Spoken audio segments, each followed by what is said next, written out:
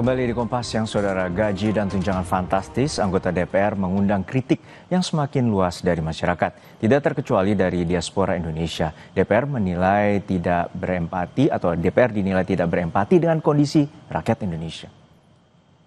Aku bener-bener murka banget ya lihat kearoganan dari karyawan kita di DPR, Ahmad Syaroni dari Partai Nasdem. Kenapa kita minta untuk bubarkan DPR? Satu, mereka udah gagal dalam menjalankan mandat dari masyarakat yang diberikan kepada mereka. Negara kita sedang defisit. Pemerintah mau mengeruk pajak sebesar-besarnya dari mulai pendapatan, PPN, dan lain sebagainya, sampai pajak PBB juga mau dinaikin secara luar biasa kan sama pemerintah. Udah dari situ, kita, Indonesia, menghabiskan APBN tahun 2025 sebanyak 9,96 triliun. Sebesar itu untuk DPR RI. Apa capaian mereka sama ini? Berapa banyak mereka berhasil meningkatkan kesejahteraan masyarakat? Berapa banyak mereka berhasil mengentaskan kemiskinan? Kalau udah bicara hasil, mereka semua loyo dan diam. Tapi kalau bicara dengan tunjangan, karyawan rakyat kita yang nggak tahu diri. Ahmad Syaroni, denger ya, aku adalah juara debat se-Asia Pasifik di Nanyang Technology University tahun 2014, waktu dulu aku jadi mahasiswa. Aku adalah mahasiswa 1 berprestasi GEM tahun 2014. Aku mewakili Indonesia dan masuk sampai quarter final di lomba debat dunia di Berlin tahun 2012. Jadi, saat kamu ngatain aku kasih kamu bukti ya. Kita lihat siapa yang sebenarnya bener-bener di sini. Sekarang aku mau bahas nih ya, kata-kata kamu di konferensi pers itu. Kita harus menjunjung adat istiadat. Adat istiadat apa yang kamu junjung? Kita sebagai masyarakat Indonesia, adat istiadat kita adalah solidaritas, kesejahteraan, persatuan. Adat istiadat apa yang kamu bela? Maling uang rakyat, korupsi, janji-janji palsu. Itu tidak mewakili masyarakat Indonesia lagi. Itu mewakili kamu, partaimu, dan kepentinganmu. Apa sih capaian pekerjaan kamu sampai saat ini gitu ya? Aku lihat kamu di Instagram seneng banget tuh untuk pamer-pamer kekayaan ya kan. Wah, crazy rich Indonesia, man, sultan gitu. Motornya, mobilnya, wow, wadidaw, kaya banget lu bro. Kalau beneran kaya dan udah kaya, kenapa masih maruk mau mempertahankan tunjangan dari pajak hasil kerja rakyat Indonesia yang bekerja dengan sangat keras, sangat jujur, desak-desakan di transportasi, susah cari pekerjaan yang pengen kamu pajakin kemana-mana itu. Ngapain mau ngambil duit kita kalau memang kamu sudah crazy rich? Yang pertama, kita adu debat deh. Ini topiknya tentang tunjangan ya. Apakah tunjangan DPR itu berkontribusi terhadap kesejahteraan masyarakat atau enggak? Kalau kamu kalah, gagalkan tunjangan DPR. Kalau aku yang kalah, dengan legowo aku akan support kamu untuk dapat tunjangan itu. Gimana? Berani nggak? Ditonton tuh sama seluruh masyarakat kamu. Kedua, coba kalau bisa sekali-sekali baca sejarah, terutama tentang revolusi Prancis di abad ke-18. Ahmad Syaroni, jawab ya tantangan debat dari aku. Kapan? Kasih tahu. Kita jalankan, kita laksanakan. Banyak juri-juri debat yang profesional. Jangan ambil dari teman-teman kamu lagi. Nggak punya empati mereka semua soalnya. Kecintaan terhadap tanah air membuat diaspora Indonesia ikut kesal dengan tunjangan fantastis bagi anggota DPR yang dinilai tidak berempati dengan kondisi ekonomi bangsa Indonesia. Lalu bagaimana pandangan diaspora Indonesia? Salsa Erwina Hutagalung melihat kondisi ini. Kita telah terhubung melalui sambungan Zoom dengan Salsa Erwina di kota Aarhus, Denmark. Selamat pagi waktu Denmark, Mbak Salsa. Selamat pagi, Kak Juno. Ya, Mbak Salsa, ini kita ingin berbincang terkait dengan salah satu postingan Anda bahwa Anda salah satu diaspora Indonesia yang saat ini berada di Denmark dan juga menilai bahwa tunjangan fantastis anggota DPR ini meresahkan diri Anda dan juga sejumlah teman-teman diaspora Indonesia. Seperti apa pandangan Anda? Ya, Kak, ini ketidakadilan dan kesenjangan yang luar biasa besar dengan masyarakat ya. Mungkin tadi udah dibahas, Kak, beberapa argumen, tapi yang aku mau sentuh di sini, DPR adalah wakil dari rakyat. Mereka akan bikin kebijakan-kebijakan yang akan mempengaruhi kemanusiaan, kualitas hidup rakyat, kesejahteraan dari rakyat. Maka kalau kesenjangannya itu terlalu tinggi, mereka bahkan tidak merasakan penderitaan yang dirasakan dari rakyat. Makanya banyak banget, Kak, kita lihat komen-komen dari DPR yang sangat mati empati terhadap rakyat karena memang mereka secara realistis tidak merasakan penderitaan yang dirasakan oleh rakyat. Aku ingin membandingkan ya, Kak, rasio perbandingan penghasilan pemerintah Indonesia dibandingkan dengan pemerintah-pemerintah lain secara global.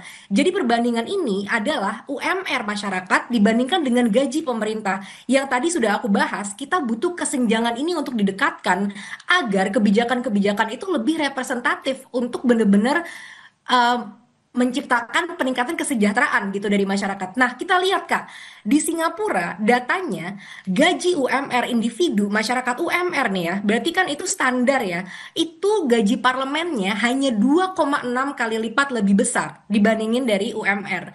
Di Malaysia, ini salah satu data tertinggi yang aku lihat ya, di Asia juga, yaitu 9 kali lipat, Kak.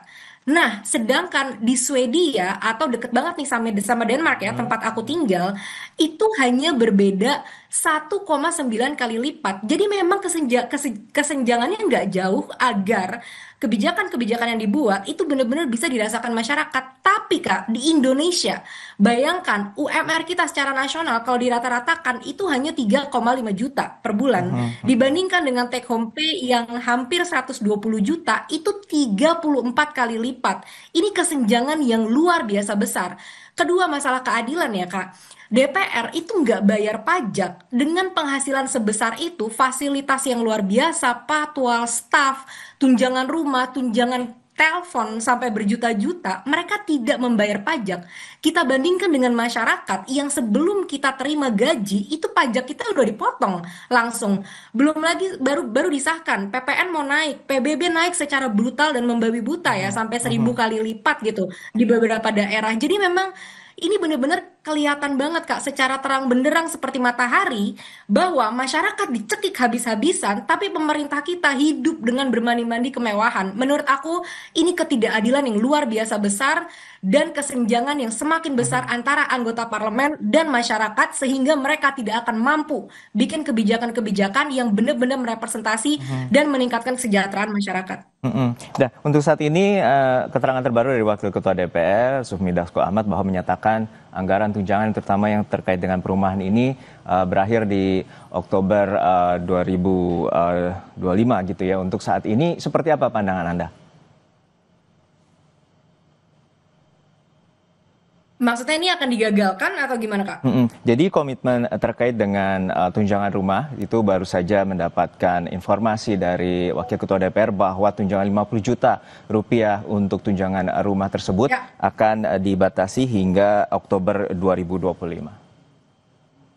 Oke, bagus. Kalau begitu mereka benar-benar bisa mendengarkan aspirasi ya. Tapi nggak cuma tunjangan rumah yang kita minta untuk dikurangin semua-muanya. Karena tunjangan komunikasi, tunjangan segala macam itu juga harus kita pertanyakan Kak. Karena ini adalah investasi dari pajak rakyat kan. Maka berhak kita pertanyakan dari investasi sebesar itu apa hasil yang kita dapatkan dari kinerja DPR gitu ya. Apakah boleh aku bahas sedikit tentang bagaimana menurutku tentang hasil kerja DPR sampai saat ini?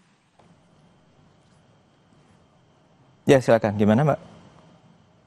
Ya, mereka ini kan nggak jelas ya Kak, KPI-nya nggak ada, tujuan takaran kinerjanya itu nggak ditunjukkan. Padahal karyawan dimanapun, mereka adalah karyawan kita ya, karena kita yang bayar gaji mereka dan segala fasilitas mereka. Karyawan dimanapun saat gajinya dinaikkan, berarti kinerja mereka itu bagus. Nah sekarang kita pertanyakan, apa kira-kira, bagaimana kita mengukur kinerja dari DPR? Karena nggak ada nih target yang dikomunikasikan kepada masyarakat, maka aku akan ambil target-target yang bisa aku cari dari informasi di luar gitu ya. RUU Kak, RUU di tahun 2025 kita punya target sebanyak 42 RUU prioritas yang harusnya disahkan. Sampai saat ini baru ada 14 yang sudah disahkan, bahkan setengahnya pun jauh hasilnya dari sana. Kedua, RUU perampasan aset Kak, ini sesuatu yang masyarakat udah bener-bener benci banget dengan korupsi di Indonesia dan ini membunuh banyak banget sistem masyarakat kita, udah merusak ke lini-lini masyarakat ya. RUU perampasan aset itu didukung 94% oleh publik. Ini data dari Transparansi Internasional. Tapi sampai saat ini pengesahannya masih ditunda. Bahkan aku lihat ya, kemarin Syaroni sempat berkata bahwa, oh kalau mau OTT, kalau bisa lapor dulu sama-sama ketua partai. Dia ini sebenarnya pegawai partai atau merepresentasikan rakyat. Jadi memang udah bener-bener hasil kerjanya nggak ada, Kak. Oh, tapi tunjangannya itu luar biasa besar Ya, gitu baik. loh. Saya potong sebentar. Untuk saat ini Anda juga meminta adanya komunikasi ataupun bahkan Anda mengajak untuk berdiskusi atau berdebat terkait dengan tunjangan ini. Dan untuk saat ini apakah Anda mengetahui bahwa dari Wakil Ketua Komisi 3 Ahmad Syaroni juga telah memposting terkait dengan ajakan ataupun permintaan Anda untuk berdebat? Iya, bahkan kayaknya akun aku udah diblok ya, karena mungkin begitu banyak mention kepada wakil rakyat kita yang satu itu, dan dia sudah balas kalau katanya dia nggak akan menerima ajakan debat itu karena dia masih masih bodoh dan masih perlu belajar. Ya, menurutku kalau memang dia merasa bodoh, maka itu bukan tempat yang baik ya untuk dia mengatakan orang-orang yang mau membubarkan DPR itu ya cenit gitu ya. Itu udah nggak masuk akal banget. Dan yang kedua, kalau memang bodoh, saat kita bodoh kak, aku pun nggak tiba-tiba jadi mewakili Indonesia di lomba debat dunia kan. Itu kan ada proses untuk aku bisa jadi semakin baik.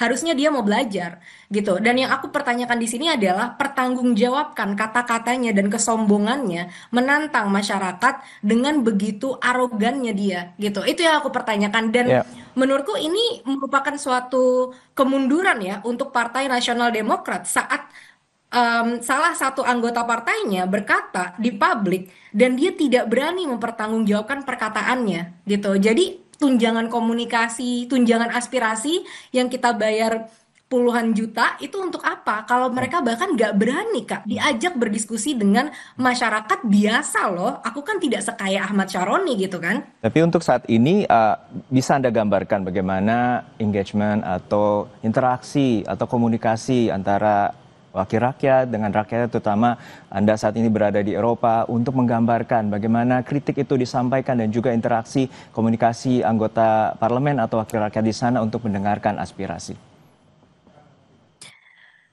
Ya, jadi kalau yang kondisi saat ini ya Kak, yang dari posting-postingan aku di sosial media, aku mendapat dukungan yang luar biasa sekali dari masyarakat Maksud karena mereka saya merasakan contoh yang kemarahan. bisa kita ambil dari anggota parlemen terutama di belahan dunia lain, terutama Anda saat Oke, ini berada di Denmark, seperti apa engagementnya dan terutama kalau menurut Wakil Ketua Komisi 3 Ahmad Syaroni bahwa tak ada tata cara untuk menyampaikan kritik. Nah, untuk saat ini Anda punya gambaran terkait dengan penyampaian kritik dan juga ya, pembahasan diskusi bersama wakil rakyat.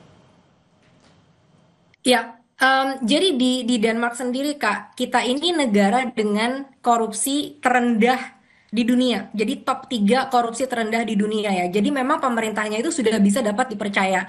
Makanya kepercayaan dari publik itu luar biasa besar terhadap pemerintah.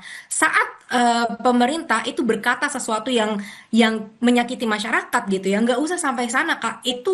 Itu namanya cacian dan makian dari masyarakatnya luar biasa besar. Karena apa? Karena mereka itu dibayar dari gaji hasil pajak rakyat dan pemerintah di sini tidak diperlakukan dengan spesial sama sekali, Kak. Karena tadi yang sudah ditunjukkan ya, mereka gajinya cuma 1,9 kali lebih besar dibandingin UMR. Mereka tidak ada, Kak, namanya tunjangan rumah dinas, tidak ada namanya tunjangan mobil pribadi. Yang diberikan adalah mereka dikasih kartu transportasi gratis untuk naik bus dan kereta. Sehingga di sini kalau kita mau ketemu dengan wakil parlemen itu mudah sekali Kak, orang mereka ke sekolah ke kantor aja kadang-kadang bersepeda gitu kan. Dan kelihatan ya Kak hasil kerjanya. Denmark salah satu negara paling bahagia di dunia dengan tadi aku bilang tingkat korupsi terendah dan segalanya pendidikan, kesehatan itu gratis Kak. Namanya pendidikan gratis itu bukan itu gratis sampai S2 dan sampai S3. Jadi bisa sekolah sampai manapun dan bukan cuma gratis, namanya mahasiswa itu dibayar Kak sama pemerintah untuk bisa belajar. Gitu. Jadi luar biasa sekali tuh. Mereka menerima kritik dan bahkan kadang-kadang kalau mereka mau membuat kebijakan Kak, mereka bikin surat terbuka. Aku sendiri ya, yang bukan warga negara Denmark, mendapatkan surat itu untuk diundang datang memberikan aspirasiku dan mereka akan share nih, oh ini rencana kita, kira-kira ada masukan, ada feedback dari rakyat-rakyat gitu kan. Dan makanya karena dari situ akhirnya kepercayaan publik terhadap politisi itu tinggi sekali di Denmark. Artinya partisipasi publik itu dinilai sangat penting oleh wakil rakyat, terutama saat ini Anda berada di Denmark, melihat potret itu adalah bagian penting terkait dengan demokrasi. Untuk saat ini, apa saja langkah Anda, terutama dengan diaspora Indonesia di sana untuk menjembatani terkait dengan pikiran Anda, kritikan Anda terkait dengan tunjangan fantastis ini?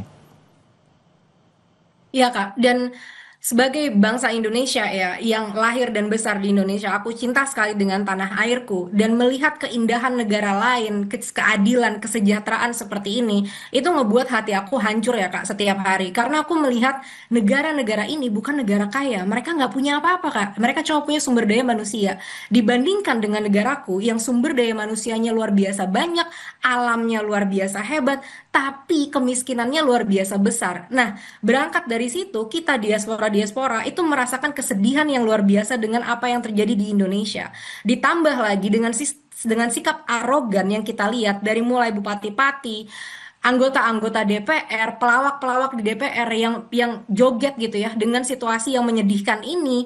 Ahmad Syaroni yang Baik, mengatakan rakyatnya sendiri. Nah, itu ngebuat kita ngerasa semakin marah gitu ya, Kak. Dan aku merasa kita sebagai diaspora, kita punya privilege, kita jauh dari Indonesia. Jadi kita akan lebih sulit kalau mau dibungkam sama pemerintah Indonesia.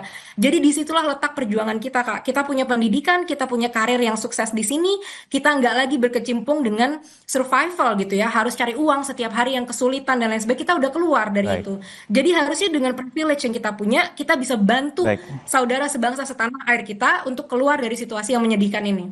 Baik, kita nantikan bagaimana terkait dengan introspeksi dan juga evaluasi dan kita harapkan wakil rakyat juga terus mendengar apa yang menjadi aspirasi dan terutama juga dari teman-teman diaspora Indonesia. Terima kasih Salsa Erwina Huta Galung, diaspora Indonesia yang Terima kasih saat Kak ini Juno. berada di Denmark. Sehat-sehat selalu Mbak Erwina.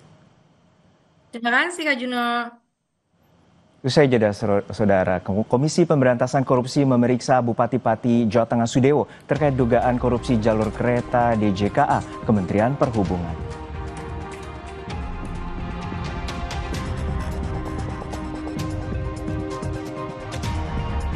Dinas Kesehatan Kabupaten Bangkalan menyebut 548 anak suspek